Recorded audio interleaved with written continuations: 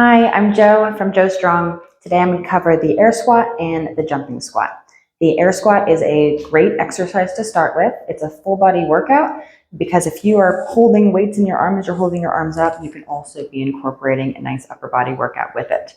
So things to start with, things to think about is what muscles you're using, because if you're just going up and down and going for a squat, you could be getting more out of it.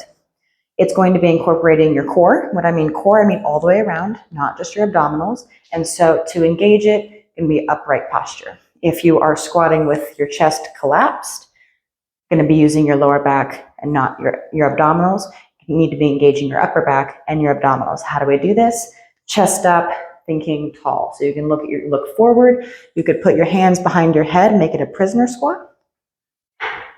A lot of different variations to think about chest up. When you get tired, I see a lot of people doing this, so a great thing to do is turn it into a prisoner squat so you don't have to think about it as much. There's also breathing.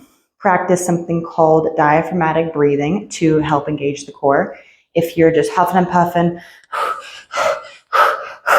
not using my abs. Okay, so deep breath in.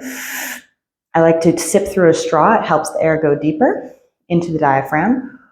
Hold the breath on the way down. Blow out on the way up or when you get to the top.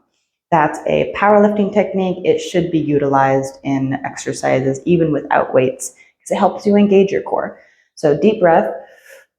All of a sudden, all of this engaged. Now I can feel it working, pushing my hips back as I bend my knees and I'm going down. Okay, so now I'm actually using all of that. Let's go to the legs. You can see, if I stand to the side, that my heels are down, my feet are flat. I don't like to tell people, use your heels, because then sometimes they think like, okay, I gotta use my heels, and then they're balancing, and it doesn't work so well. Use your whole foot. So when you get down there, yes, you're pressing out of your heels, but you're really pressing out of your whole foot. And then to get down there and get back up, it's not hips back first, then bend the knees. It might turn into more of a deadlift. And we want to think hips back and bend the knees at the same time. Hips gonna go at the knee or below if you have that full range of motion, and pressing up with the whole foot.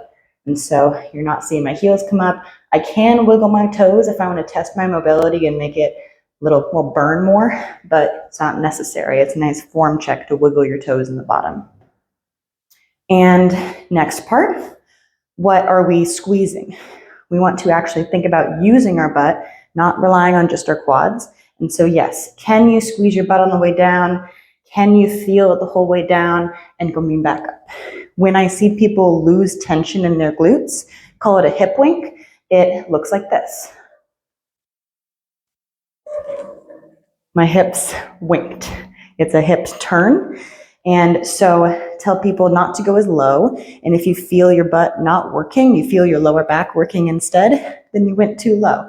And so if you tend to have a hip wink at a certain point, then turn it around a little bit sooner so it stops there. If you have the mobility to keep your glutes engaged and hips back the whole time and not roll, then go lower. But only go lower when that's comfortable. A nice way to practice that, of how to gain that, is to be down in this yogi squat.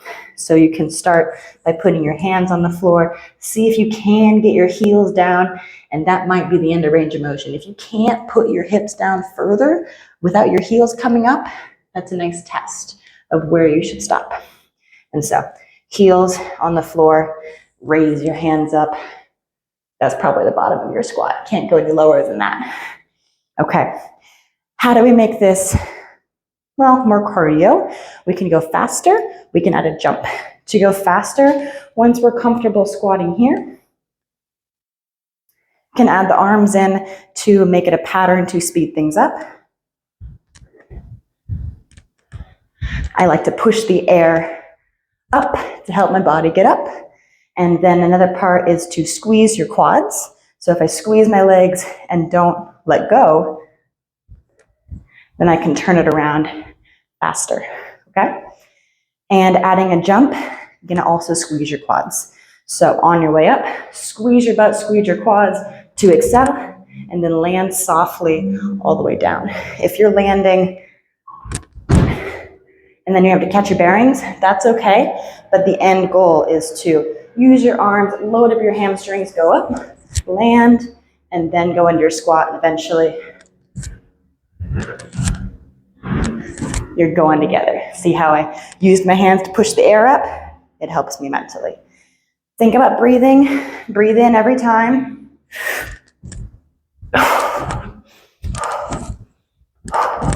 Breathing out on the way up. Once I got into rhythm, and it happened naturally. But that's what happens when you do it so often.